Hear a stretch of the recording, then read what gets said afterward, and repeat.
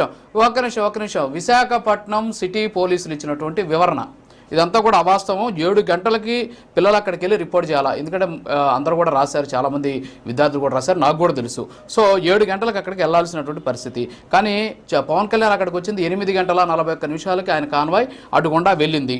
అయితే పరీక్షలు ప్రారంభమైనప్పటి నుంచి కూడా ప్రతి పరీక్ష రోజున మొదటి షిఫ్ట్ ఒకసారి కానీ చూస్తే 61 మంది విద్యార్థులు గైర్హాజరవుతూనే ఉన్నారు.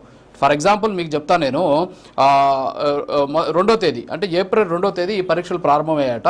అప్పటి నుండి ప్రతి పరీక్ష రోజు మొదటి షిఫ్ట్ పరిస్తే ఆ కేంద్రంలో 81 మంది ఒకసారి, 65 మంది ఒకసారి, 76 మంది ఒకసారి, 61 మంది ఒకసారి గైర్హాజరయ్యని చెప్పేసి సిటీ పోలీస్ కమిషనర్ ఇచ్చినటువంటి నివేదిక ఇది. అంటే 8:30 గంటల వరకు బీఆర్టీఎస్ రోడ్డు అలాగే గోపాలపట్నం పెందుర్తి సర్వీస్ రోడ్డులో ట్రాఫిక్ని ఎక్కడా నిలిపేయలేదు. నిలిపేస్తుంటే చూపించండి అంటే ఏదో ఒక అంశం దొరికింది కదా అని జగన్మోహన్ రెడ్డి గారు గతంలో వచ్చినటువంటి సందర్భంలో స్కూల్స్ కూడా మూసేశారు, స్కూల్స్కి సెలవులు ఇచ్చినటువంటి పరిస్థితి.